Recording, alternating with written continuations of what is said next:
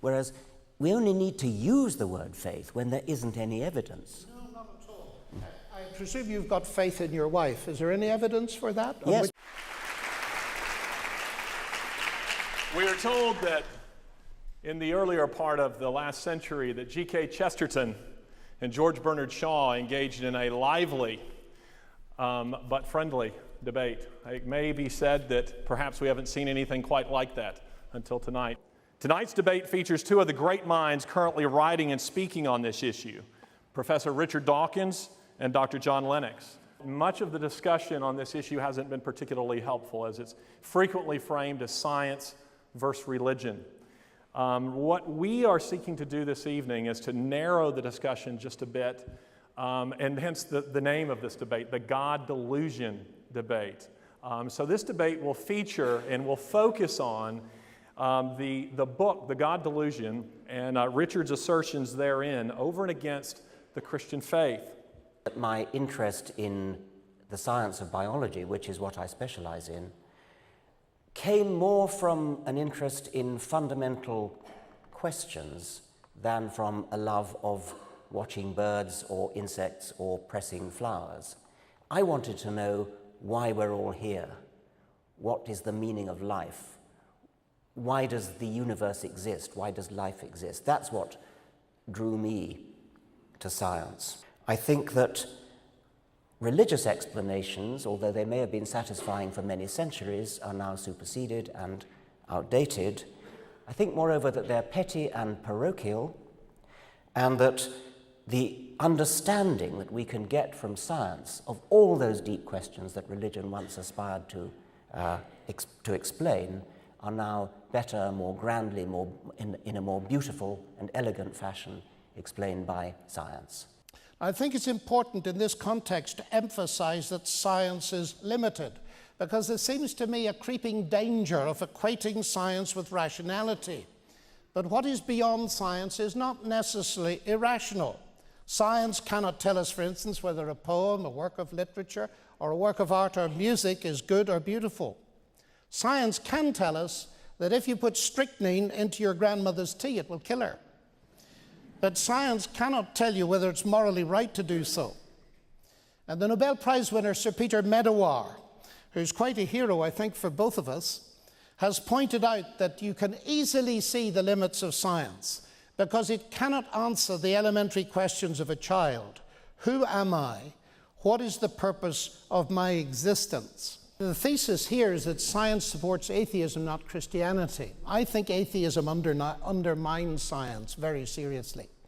Because if you think of the basic assumption that all of us who are scientists have, that is, we believe in the rational intelligibility of the universe. And it's interesting to me that scientists of the eminence of Eugene Wigner and Albert Einstein use the word faith. They cannot imagine a scientist without this faith. Because, of course, they point out that you've got to believe in the rational intelligibility of the universe before you can do any science at all. Science doesn't give you that. Now, the interesting thing is this. Suppose we now look at that issue against the background of the two worldviews we're discussing tonight, atheism and theism. Atheism tells you, at least Richard tells us in his book, that since human life has been cobbled together by unguided evolution, it's unlikely that our view of the world is accurate, quite so. And if you are a reductionist, as you must be as a materialist, reducing beliefs to the physics and chemistry of neurological structures, then it raises a very big question, ladies and gentlemen. If in the end my beliefs, my theories, my scientific theories, are the results ultimately of the motions of atoms in my brain produced by an unguided, random, mindless process, why should I believe them? Hey guys, welcome back to the channel. Today I stumbled across this video and I could not wait to share it with you. This is the legendary debate between Richard Dawkins, one of the most famous atheists in the world, and John Lennox, a Christian professor who is absolutely brilliant at defending the faith. And let me tell you, this debate has some moments where Lennox completely catches Dawkins off guard, and you just saw one of them. So make sure you watch until the end, because it only gets better from there. Please comment down below where you are watching from. I really love to see people from all over the world connecting in here. Alright, now, let us get into the video. In other words, it's like someone sitting on the branch of a tree cutting off the branch on which they're sitting. And it seems to me that therefore atheism actually undercuts the scientific endeavor very seriously. And that, for my mind, is a fatal flaw. When we go into a garden and we see how beautiful it is, and we see colored flowers, and we see the butterflies and the bees, of course it's natural to think there must be a gardener. Any fool is likely to think there must be a gardener. The huge achievement of Darwin was to show that that didn't have to be true. Of course it's difficult. Of course it had to wait until the mid-19th century before anybody thought of it. It seems so obvious that if you've got a garden, there must be a gardener who created it and all that goes with that. What Darwin did was to show the staggeringly counterintuitive fact that this not only can be explained by an undirected process. It's not chance, by the way. Entirely wrong to say it's chance. It's not chance. Natural selection is the very opposite of chance, and that's the essence of it. That was what Darwin discovered. He showed not only a garden, but everything in the living world, and in principle not just on this earth, but on any other planet, wherever you see the organized complexity that we understand, that we call life, that it has an explanation which can derive it from simple beginnings by comprehensible rational means. That is possibly the greatest achievement that any human mind has ever accomplished. What interests me is that I think that there is a logical path from religion to doing terrible things, and I kind of touched on it in the last answer when I was talking about faith leading you to do things.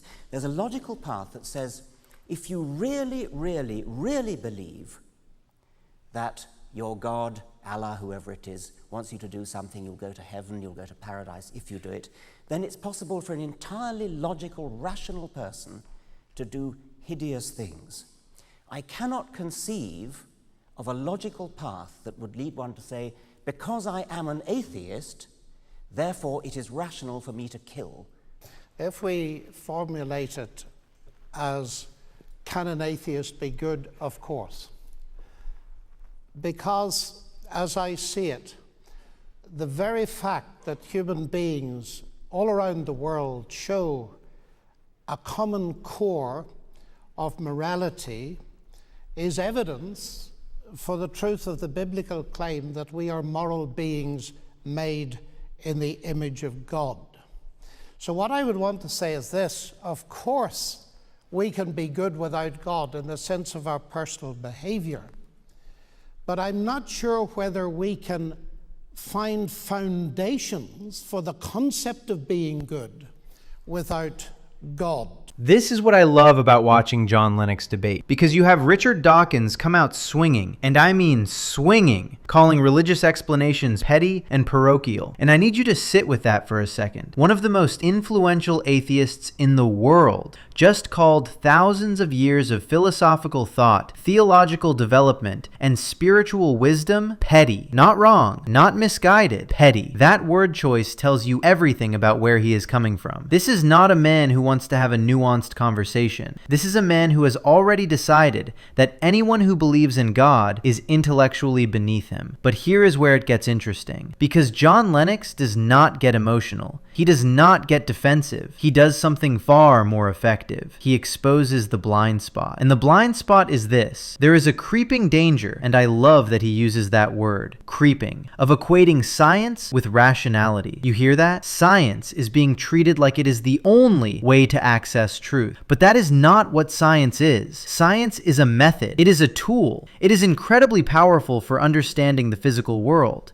But the moment you start acting like science can answer every question, you have left science behind and entered into philosophy, and bad philosophy at that. And then Lennox delivers what I think is one of the most brilliant examples I have ever heard in a debate. He said this: "Science can tell us that if you put strychnine into your grandmother's tea, it will kill her. But science cannot tell you whether it is morally right to do so." I need everyone to understand how devastating that point is. Because Dawkins wants to sit here and act like science has replaced religion. But science cannot tell you what is right and what is wrong. Science can tell you what is. It cannot tell you what ought to be. That is a completely different category of knowledge. And if you do not have access to that category, then you are missing something essential about human existence. And this is what frustrates me about the new atheist movement. They act like they have figured it all out, but they have not even begun to grapple with the hard questions. Who am I? Why am I here? What is the purpose of my existence? These are not silly questions. These are the most important questions a human being can ask. And science, by its own admission, cannot answer them. Then Lennox goes even deeper. He starts talking about the rational intelligibility of the universe. This is something that even Einstein acknowledged. You have to believe that the universe makes sense before you can do science at all. That is not a scientific conclusion. That is an act of faith. And here is the kicker. If atheism is true, if everything in your brain is just atoms bouncing around from random, unguided processes, then why would you trust your own thoughts? Lennox puts it perfectly. If my beliefs are ultimately just the result of mindless atomic motion, why should I believe them?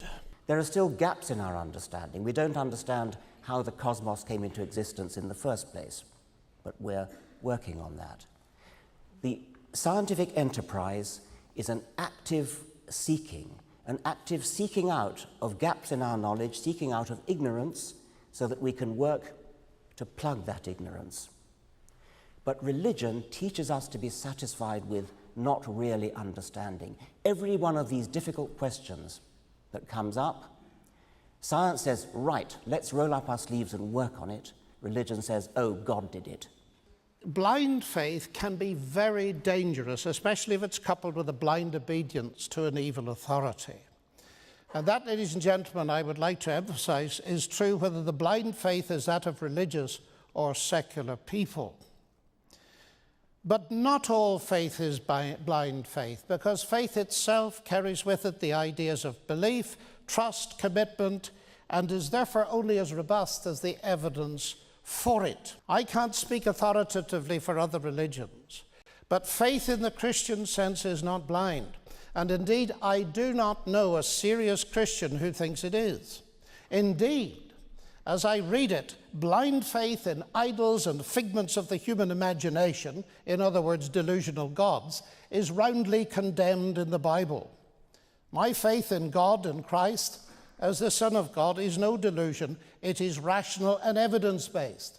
Part of the evidence is objective. Some of it comes from science, some comes from history, and some is subjective, coming from experience. But the evidence is all important. I mean, Einstein's predictions fit in with observed fact and with a whole body of theory, whereas we only need to use the word faith when there isn't any evidence. No, not at all.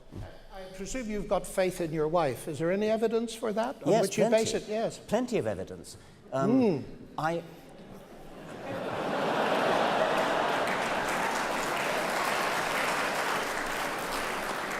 Let's generalize it. Never mind about my wife. Let's generalize it.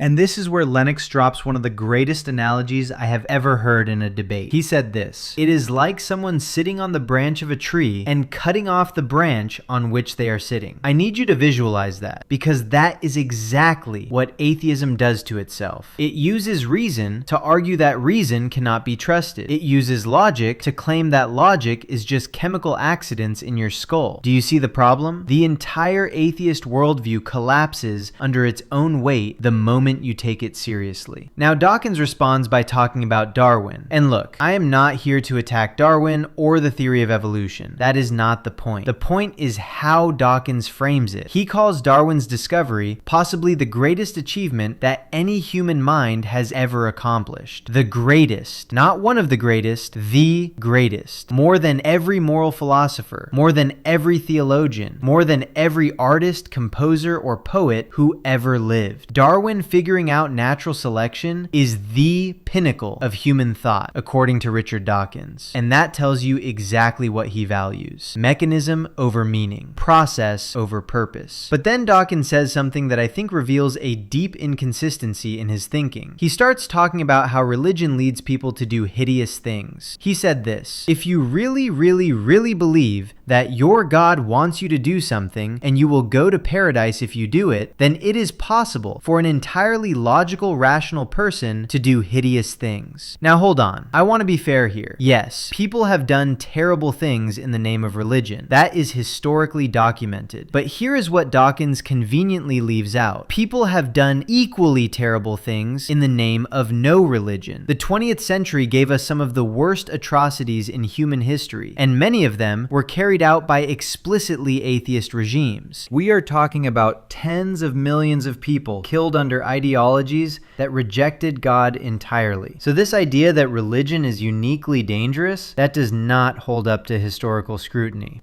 And then Dawkins says he cannot conceive of a logical path from atheism to killing. Really? Because if there is no God and no objective moral standard, and humans are just sophisticated animals competing for survival, then on what basis do you say killing is wrong? You can say you feel it is wrong, but feelings are not foundations. And this is exactly what John Lennox points out. He says, yes, atheists can be good people. Of course they can. But can you find foundations for being good without God? That is the real question. And Dawkins does not have an answer.